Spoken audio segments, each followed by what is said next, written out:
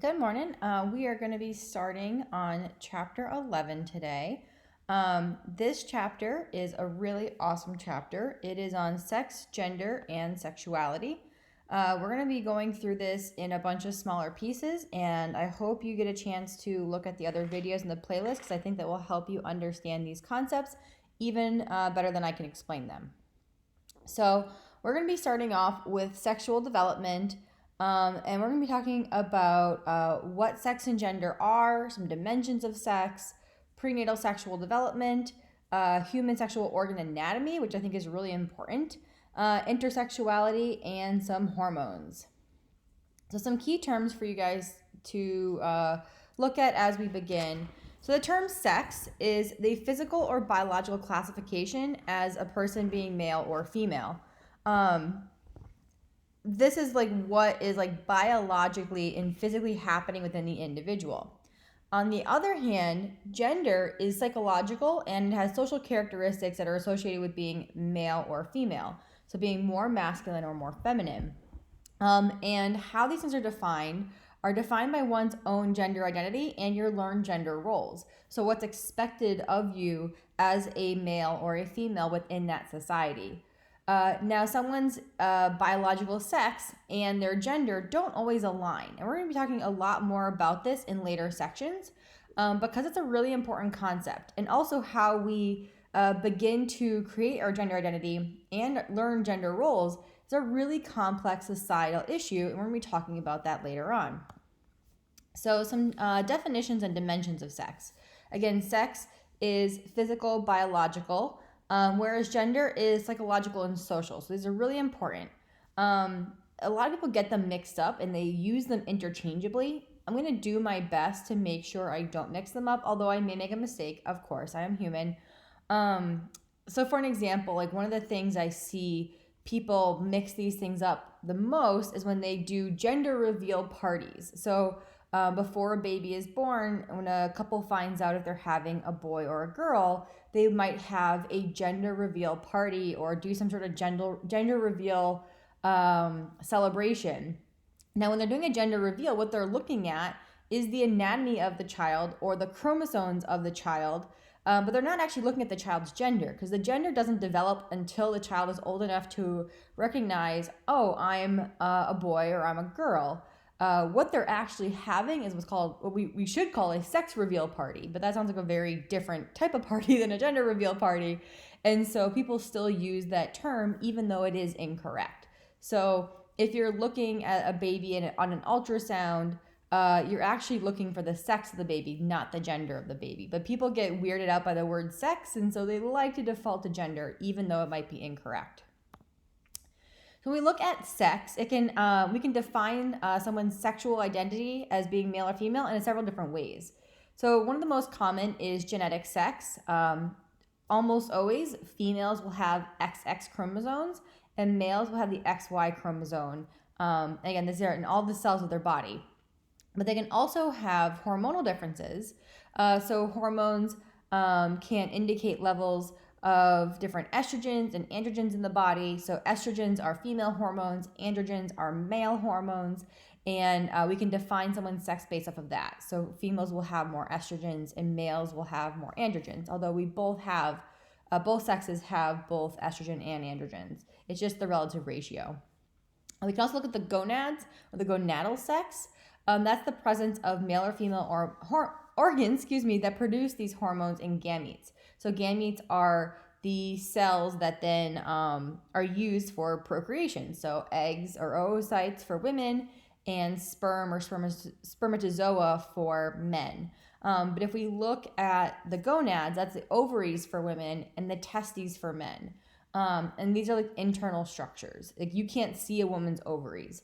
And testes are inside the scrotal sac. So you're not really actually seeing testes. You're seeing the sac in which they sit externally.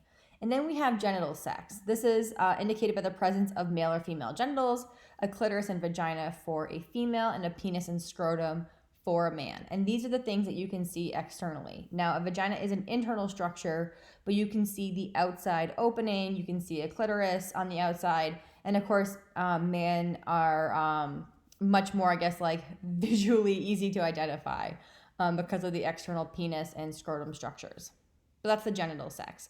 So a person can have all of these as being masculine or male and all these being female, but some people have differences in how their body reacts, and they may have slight variations to these things that complicate the picture. So when we look at genetic sex, again, XX is female, XY is male.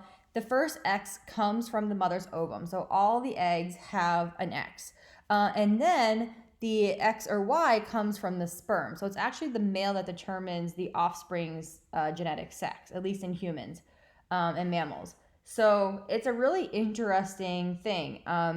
Throughout history, so many women were vilified for not being able to produce male heirs. And some of them were even beheaded or otherwise discarded by their husbands because they weren't producing males. But it's actually the man that is the one that is the determination of the child being male or female. Now, some individuals have genetic differences, in which case they may be born with more sexual chromosomes, fewer, or interesting combinations. So for an example, we have what's called Klinefelter syndrome. This is a boy who is born with an extra X chromosome. So they're XXY. They actually have like an extra sexual chromosome set. They look more feminine, and then they have undersized sexual organs, and they're often infertile. We also have what's called Turner syndrome. This is a girl that's only born with one X chromosome, no Y, no second X, and as a teenager, they become they begin to look more boyish, and they're infertile. I want you to check out the video on the playlist that goes through essentially how these things can occur and what some of the different outcomes of these disorders are. These are the two most common, Klinefelters and Turners, but there's a bunch of there's triple X, there's XYY, there's a bunch of these different syndromes out there. They're not very common. But unless a child is actually tested, they may not know about this until later on in development. Now we look at hormonal and gonadal sex. So the gonads secrete hormones, sex hormones specifically. So estrogen for females and androgens for males, and it's the proportion of these hormones that's important. So testosterone is a male sexual hormone. It's secreted mainly by the testes, and it's responsible for the development of many male sexual characteristics. The deeper voice, broad shoulders, muscle development, facial hair, things like that. So testosterone is produced in men mainly by the testes, but women also have some levels of testosterone in their body. And if they have too low, they can have problems, but too high also has problems. A very common disorder from women is what's called polycystic ovarian syndrome. And this is where they have irregular levels of hormones, and one of them being they have high levels of testosterone. So women who have this typically are more overweight, they have acne, facial hair problems, and irregular menstrual cycles, and it can cause infertility issues. And then with estrogens, that's a group of female hormones, primarily estrogen being the main one, but there's a bunch of different hormones.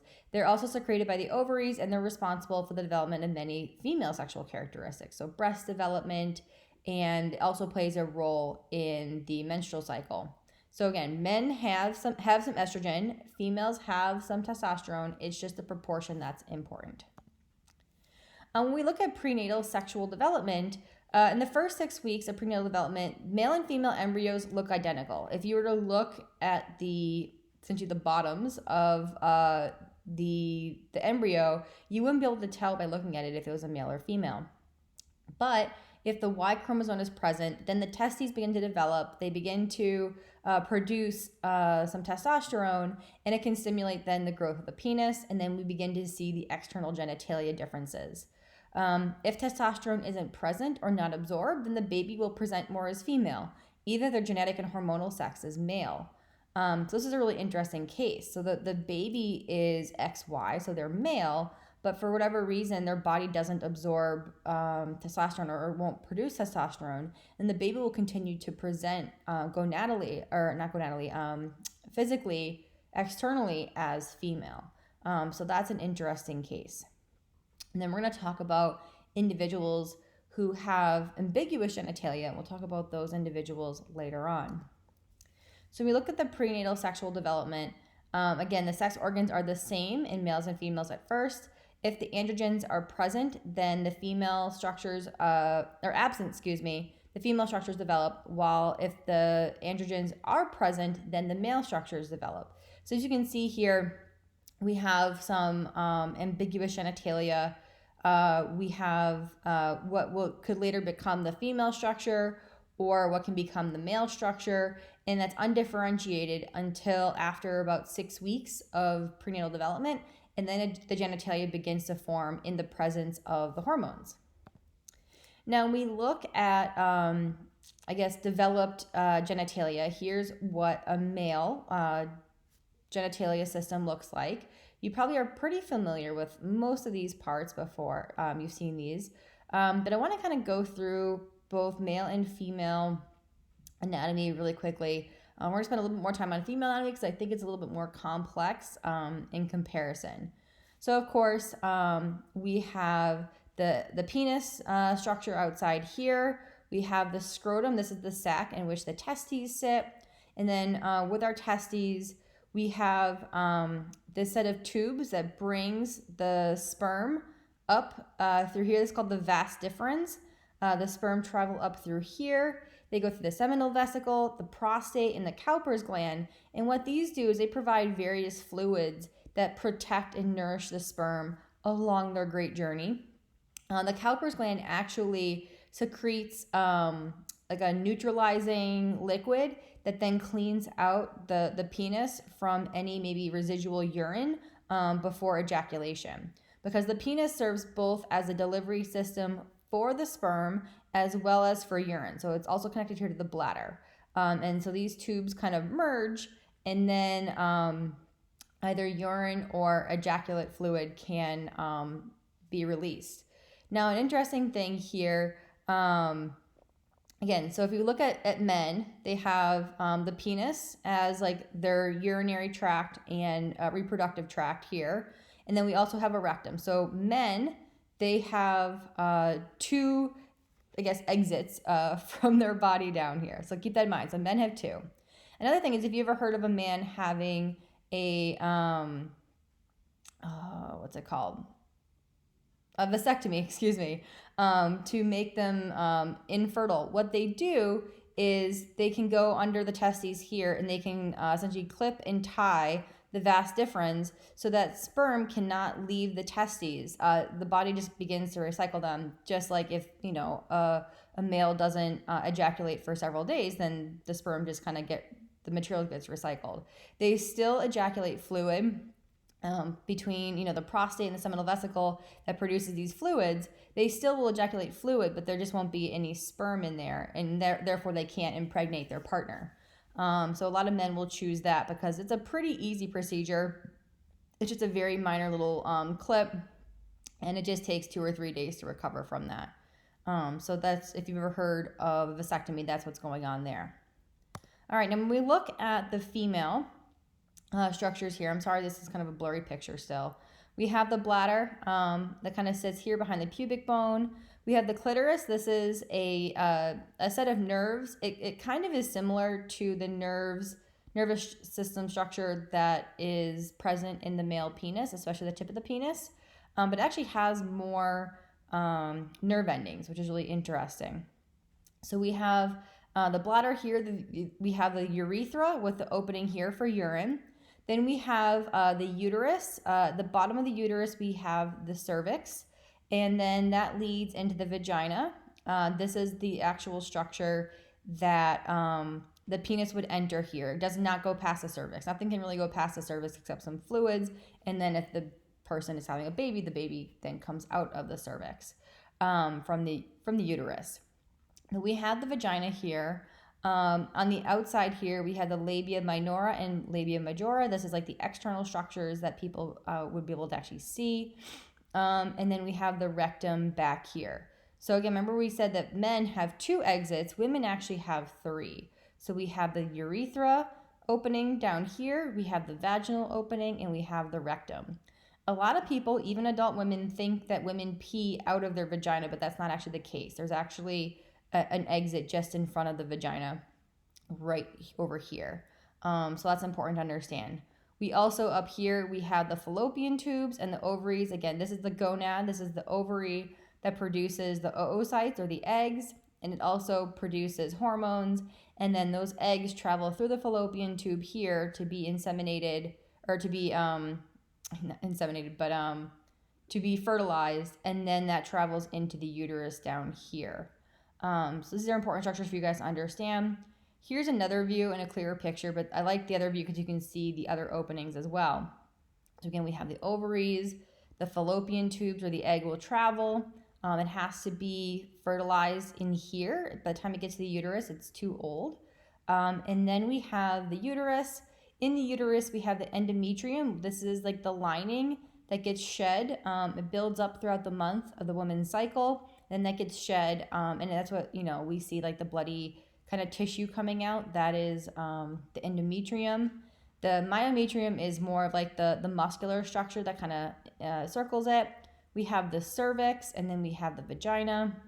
So when a woman uses a tampon or a menstrual cup or menstrual disc, it just sits in here in the vagina. So the menstrual disc will usually sit very close to the cervix here, because you see this little opening, it kind of sits in there nicely. But a tampon kind of sits in here. But of course, pads are external. So this is like the internal structures here. And then if we look at the structures of the woman from the outside, we don't see a vagina. You can see the orifice, you can see the opening here, but it's not an external structure. So here we have the prepubis, also known as the clitoral hood, kind of covers up the clitoris when the individual is not aroused. The clitoris, again, here has a ton of nerve endings, it's very sensitive. The labia majoris, this is like the external kind of skin tissue, and then the tissue kind of changes. That's the labia minus or minoris. That's like the thinner tissue. And then we have here the urethral orifice. This is where the urine comes out. We have the vaginal orifice. And then down here we have the anus. And this is the perineal raphe. This is the perineum. If you've ever heard of a woman tearing during delivery, this is usually what tears right here, is this space right here. So as a woman is delivering a child, this area can tear. But it does heal over the course of several weeks after delivery if it does tear. It's not a devastating injury, but it is obviously not a pleasant thing to have happen. So intersexuality, this is an important topic for you guys to understand. So a person who is intersex is a person who is born with genitals that are suggestive of both sexes. So when we talk about that prenatal growth, it doesn't always match genetic sex. We sometimes will have hormonal variations before birth that can result in ambiguous sexual development. So the person, like when that individual is born, the doctor goes, and then they're like, I'm not sure. So sometimes the child will have a very underdeveloped penis and scrotum. Maybe there's a vaginal opening. But there's no uterus. Sometimes there's still, like, the clitoris is kind of formed into a very small penis. There's a lot of different variations, and obviously that can be really difficult for families to understand and know what to do with. Doctors will often perform what they call a normalizing surgery to the child's genitalia, usually any external structures, because it's easier to take away tissue than it is to build tissue. They will take any external structures and remove them, essentially normalizing the child into a female. But that doesn't always match what's going on hormonally, genetically, or mentally. So this can be very traumatic for people later on, because their body doesn't match what they are internally, genetically, or even, their gender identity later on. So I want you to check out the video below. There's 4 individuals who talk about their experience as being intersexual people and how that has affected them and their, the surgeries that they've undergone, and then, coming back and talking to their doctors later on and how that experience has been. It's a really interesting case, and it's more common than you think. I believe it's like 1 out of 1,000 infants are born with intersexual characteristics. And so it's definitely something that I think people should understand and just be, aware and mindful and not fearful of. All right, so we're going to pause here, and next time we're going to be talking about sexual orientation and homosexuality.